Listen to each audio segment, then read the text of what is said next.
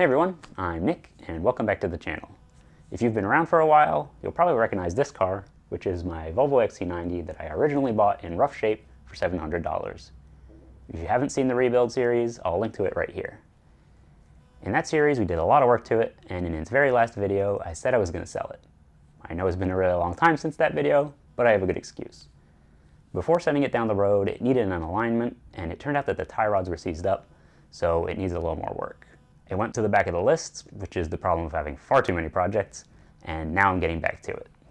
So here we are with another final video on this car, and we're replacing the inner and outer tie rods so I can actually put it up for sale. So let's get to it.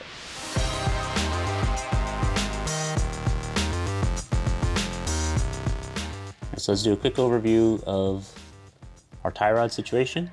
So we've got our ball joint right here. We've got our lock nut here, which I've sprayed. We've got our boot, which we'll have to take off. It actually looks kind of melty here, which is not great. Don't really know what happened. And yeah, then the inner tie rod is this piece plus what's behind there. Now we're gonna try to loosen this nut here, which may be a little tough because it's pretty seized in, and that's actually why we're here, because the alignment shop couldn't align it. So let's see what we can do.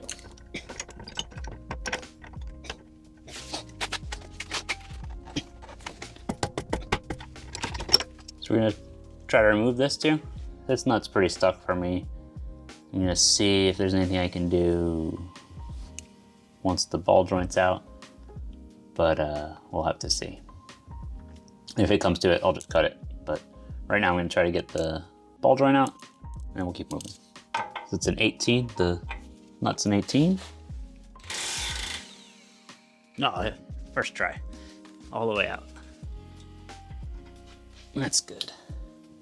As you can probably see here, the inner tie rod end is free moving, so we have to see what we do with that. So maybe I can grab that and turn this, so I can lock that in place.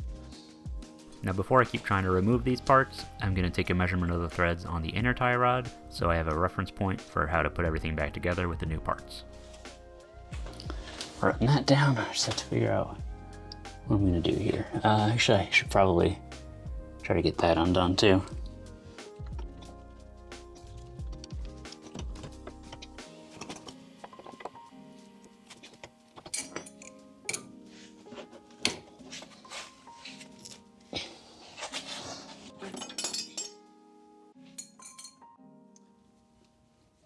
So I was actually able to kind of grab it enough and get in there with the pipe wrench, broke it free. It looks like I might be able to. Yep, that turns. So that should mean that if I take this nut back out, right here, pop that down. Well, I'll have to hold that up there, but maybe I can hold that. Yeah. All right. Ooh, that's dry. All right. These aren't stamped, interestingly, but the replacement ones are stamped. But one thing we want to remember is that this curve goes towards all the hardware. The opening, the concave side goes towards where the tire goes. And that's kind of easy to remember because since these are left and right side, they're different. This has to point up, so it can only fit on the passenger side if the curve is here. Anyway, our new ones are marked anyway. Now we need to remove this boot. So I'm gonna prep some stuff, get some pliers. Let's see what we can do. Whoa, that just broke, okay. It's almost there.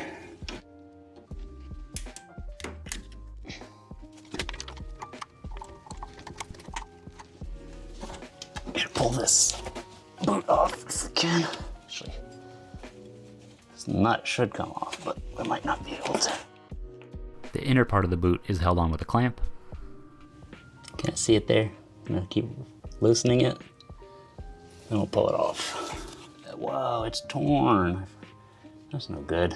Good thing we're doing this. Here we go, that's loosened. Popped off, can't reuse that. This is stuck still.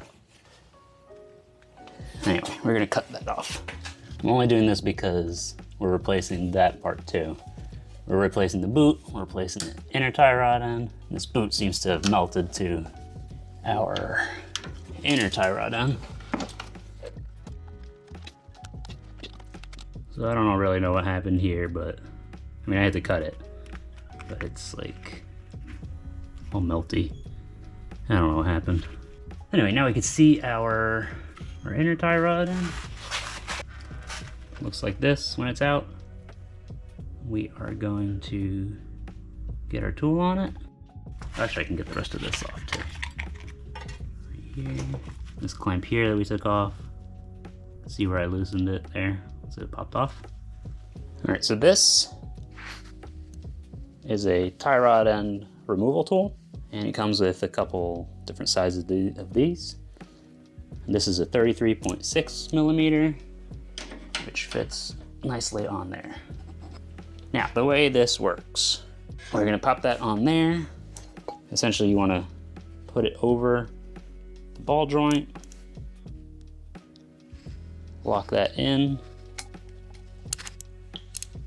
rotate the ring on the outside to lock it in. And we're gonna slide that on, put our wrench in there, and undo it. The reason we have this is that in some cases, you have to like slide it on because you can't just slide it in from the end. But on this car, we can actually just slide it in place on the tool. Got a big breaker bar. And it's threaded normally. Okay. There's our old one out. The ball joint in here is fine. A little crunchy, probably because dirt got in, but these threads are not in good shape. Now, if you end up in a situation where the nut is really stuck, and you can't get it off, you can't get the outer tie rod off because it's jammed, you could cut right here, and that would essentially separate the two parts, and you'd be able to slide the boot off and remove your outer tie rod and keep going from there.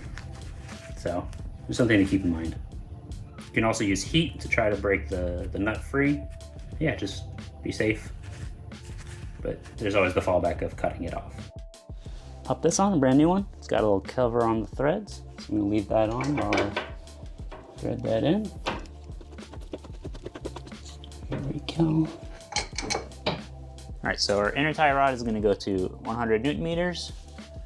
We're gonna use the same tool again. There we go.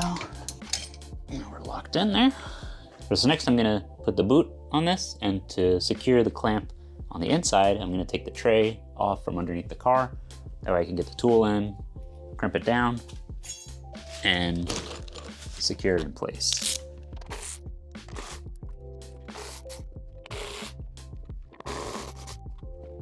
So our boot looks like this. We have a spare one of these. And this is what's called an Oetiker clamp. We're gonna use a tool to squeeze this together, which will lock it in and lock it in place. Then our other one will come over here. You know, kind of classic, you squeeze it, it gets bigger. It'll go on this, and it'll lock it onto the edge there. All right, let's slide this over. Oh.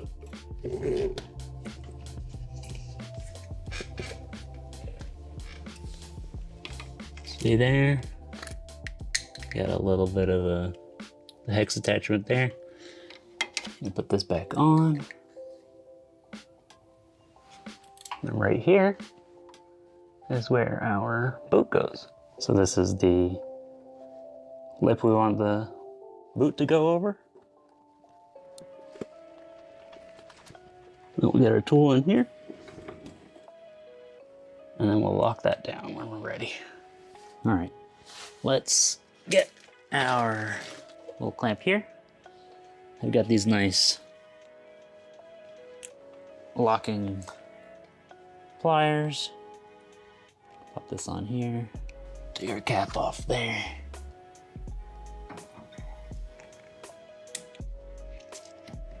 That's on. There is a special tool for these, but you can also use flush cutters and gently squeeze. So, I mean, obviously this is the old one, but we can use these to squeeze the end on the other one. You want to make it snug.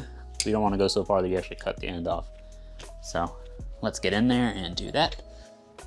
I have a better camera angle for this when we do it on the other side. You see it right there? Squish that together. Now it's locked in. Next you have the outer tie rod, and comes with a new lock nut or jam nut and bolt or nut for the ball joint. It's got a little cover on it here. Take that off. We are going to, I guess our first step is going to be to put our jam nut on. So pull this cap off, get this started. Now this one's a 21, this replacement part, and I think the stock one is also 21. We get this threaded on. Oh no, okay.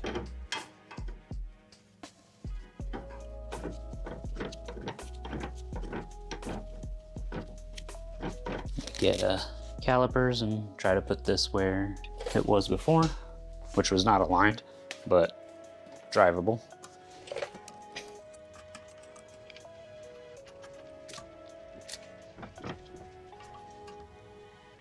The ball joint moving, you pop it into the knuckle.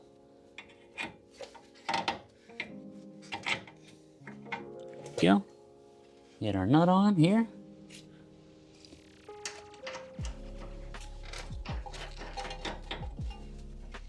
So what I did is I kind of placed the jam nut about where it was relative to the threads on the old one, and then screwed this in. Then if you need to, you can actually just rotate this ball joint in here to get it to the right position so that the ball joint here slots in, and then we can tighten this up. Once that's tight, we can make more adjustments using the X shape here and by loosening the jam nut. Now since all this is in place, we can torque this nut. Now the torque for this nut actually depends on the knuckle you have. This one is steel. You can tell because the magnet sticks to it, but it also comes in aluminum. And so for the steel knuckle, we're gonna go to 70 Newton meters of torque on this nut. And if it were the aluminum one, we would go to 50 Newton meters, followed by 40 degrees angle tighten. So let's get this to 70 Newton meters. Okay, that is no longer tightening. So, thought this might happen. So as you can see, the nut got started, but it's turning the whole ball joint. So we need to get something to grab, to counterhold the threads. Yep, that's an 8.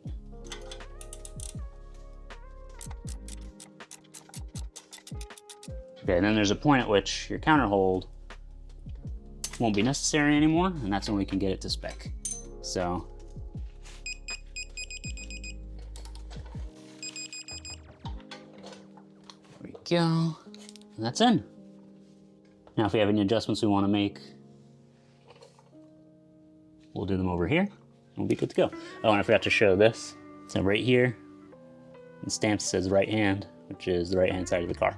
So, yep, and that's our passenger side done. We'll move over to the other side. It's actually pretty nice on this side because this is, well, the boot's in good shape. The nut is the expected size of 21. I've been soaking it in PV Blaster, and we're gonna see how it goes. So I'm gonna try to break that free. Yeah. Something turned, but I think it's just the whole arm. See if we can give it a whack. Yes. Yes. Excellent. Now we can do our ball joint.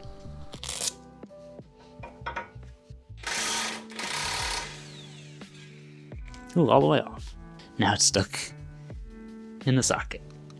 Just get this off first. Okay, that's out. Okay. Now ideally, you want to remove the nut so that this can slide off. Now we have to remove the inner clamp. You can see there, got the tip of my screwdriver in it. It's loose. Yeah, this is kind of stuck down here, but the back is loose. All right. Okay, let's try to get this nut out. I'm gonna try to do it the normal way where we can slide the boot off.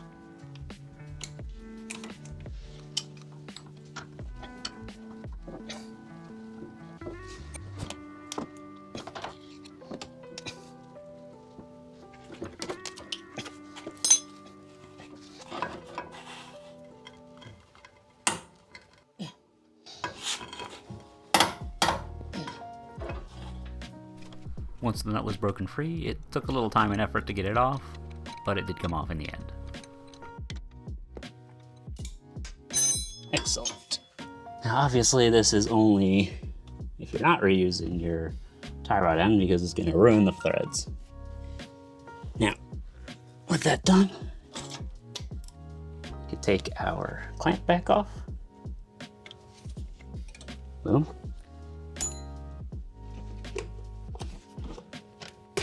Ow! Ooh, and we can pull this off. Get our old clamp out too. And now we can undo the inner tie rod. So once again, we're using our tie rod tool with the 33.6 millimeter attachment.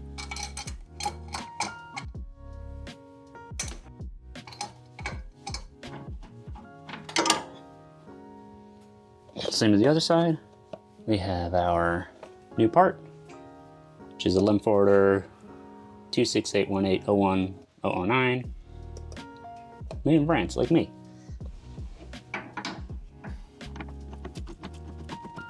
Just like on the other side, 100 Newton meters for this. Now pull this off, slide our new boot on.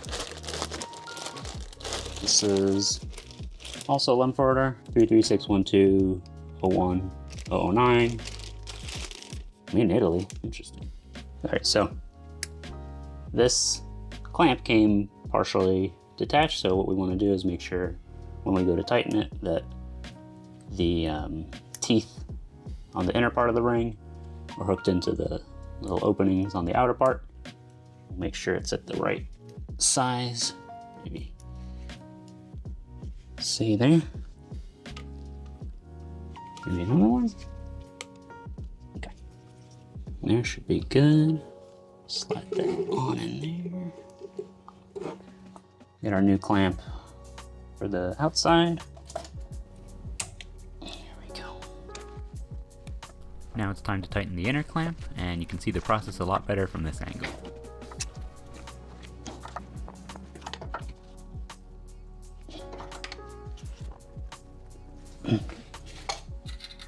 Excellent, that's our boot in.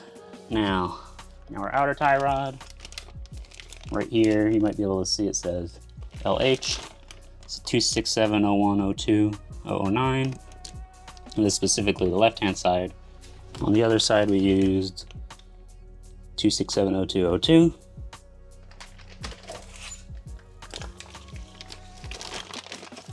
So, a little nut.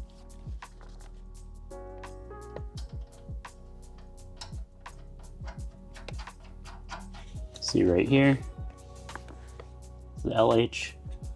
No, it doesn't stand for Lewis Hamilton. Just take a look at what distance was on the threads. Yeah, it's close enough. I'm gonna realign this by eye because it was pretty far out. And the steering wheel was off center. And make sure this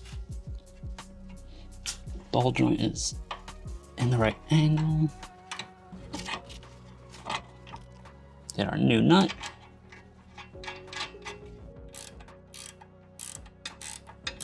Okay, I gotta get my counter hole tool. Okay, and we're 70 Newton meters here. Go. I'm gonna put the tray back on underneath the car, and we'll be back in a minute. All right, so this is not a guide to aligning, but I am gonna eyeball it a bit here. Try to get this a little better. This wheel definitely feels like it's pointing in. So I'm gonna get my 13 to hold the inner tie rod, 21 for the nut. Well, I guess I don't need that. Just use the 13, and what we want to do here is we want to bring this back part in, so I want to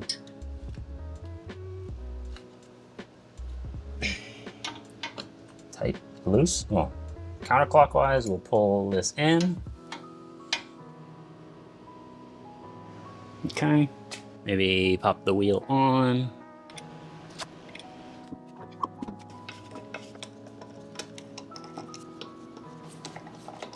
All right, let me see how this looks. Definitely seems to be still in a little bit. Reach here, and we are doing counterclockwise still.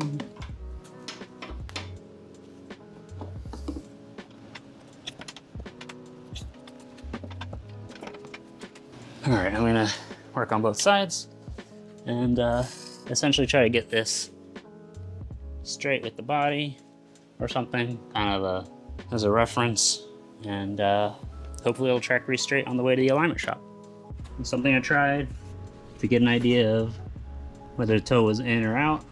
Just hold a long straight edge, look down the side of the car, and kind of see if it's pointing too far in, too far out. It's probably going to be off, but the idea is to have it be as straight as possible. It's kind of useful if your steering wheel wasn't straight beforehand, or you know it's completely out, or you forgot to measure your threads. So you want to try to get it straight so that you have a pretty decent drive to the alignment shop. And then tighten up the lock nut, G21, and then put it on the ground, torque the lug bolts, and you can bring it to the shop. Going to 140 Newton meters. These are 19s. And what I like to do is put a chock on the front, or in the direction in which you tighten, and that helps stop the car from rolling once you put a little more force.